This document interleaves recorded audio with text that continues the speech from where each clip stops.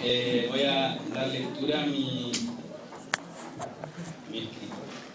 A continuación presentaré la historia de un hombre que tras ir creciendo en las cosas del Señor, casi pierde todo lo que tenía, incluso lo que Dios le había dado a él y a su familia. Felipe, desde la edad de 5 años, comenzó a asistir a la iglesia tras la invitación de un vecino. Degustaba la palabra como tantos otros, pero tenía un interés personal mucho mayor que el resto de los niños de su edad.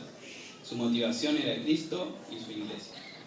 Al llegar a la juventud, fue consagrándose cada vez más y se inscribió en los seminarios de teología que daba el pastor de su iglesia, pues tenía la intención de llegar a ser un hombre de tiempo completo a la obra del Señor.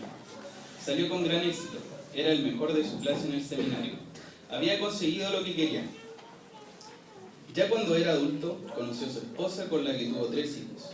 Con el paso del tiempo, Felipe fue nombrado pastor y pasó a ser de gran renombre, pues era considerado uno de los mejores de su época en la iglesia. Sin embargo, al pasar del tiempo comenzó a perder el amor por la obra de Dios. El servicio por el que tanto había orado y trabajado se convirtió en una religión. Se había envanecido con el cargo de pastor, no le importaba la grey, sino que lo respetaran y reconocieran por su pastorado. Su familia comenzó a notar ese comportamiento y paulatinamente se dieron cuenta que este cargo le había incluso llevado a olvidarlos. Uno de sus hijos comenzó a tener problemas en el colegio, por los cuales fue expulsado. Su esposa se sentía sola en el hogar, puesto que no sentía el apoyo que antes le proporcionaba. Sus demás hijos trataban de hacerle ver que su comportamiento no estaba bien, que había dejado el amor de Cristo por el ego. Pero éste no entendía, estaba envanecido. Cada día que pasaba se iba envaneciendo más, incluso trataba mal a algunos miembros de su iglesia. El resto de pastores no sabía qué hacer con el comportamiento de Felipe. Querían sacarlo del puesto, pero el peso que tenía en el local se los impedía. Felipe pasó mucho tiempo en esa condición hasta que Dios le mostró que estaba mal. Al ver en qué se había metido y fue consumido por la vanidad, sintió mucha pena y rabia. No podía creer dónde estaba este último tiempo. No podía creer en qué se había convertido y no podía perdonarse de haber dañado a su familia y a la iglesia que Dios le había encargado de administrar. Estaba solo, lo había perdido todo y sentía que no podía hacer nada. Pero volvió a restaurar su fe en Dios y en oración le pidió perdón por todo lo que había cometido. Comprendía las consecuencias y la paga de esto, pero tenía que reconstruir lo que había dañado. Comenzó por reunir a su familia, pues se había separado por el comportamiento que éste había tenido. Les devolvió el cariño y apoyo de antes, pero aumentado. En la iglesia que tenía a cargo, les pidió perdón, puesto que anteriormente solo lo utilizaba para la gloria de su ego y ahora sería para la gloria y honra de Dios. Finalmente, este hombre volvió a retomar su vida junto a Dios, el cual lo prosperó y bendijo mucho más que en un principio, pues el daño que había hecho, el Señor ya lo había perdonado. Bueno, yo hice un análisis del escrito que hice y lo voy a leer. Ciertamente la historia de Felipe es algo que puede pasarnos a todos.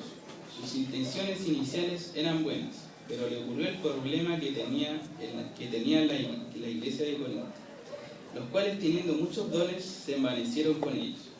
Cuando nos convertimos, nuestra vida cambia. Dejamos de estar en condenación y pasamos a tener vida eterna. Uno de los primeros frutos del Espíritu es el amor con el cual iniciamos nuestra carrera. Así prontamente nos bautizamos y comenzamos a congregarnos en una iglesia local, pues buscamos servir en la obra que Dios nos encargó en la tierra. Él nos ha brindado de dones, los cuales son para la edificación de su iglesia. Efesios 4:12. De este modo, Dios nos dota de una capacidad para trabajar en la obra.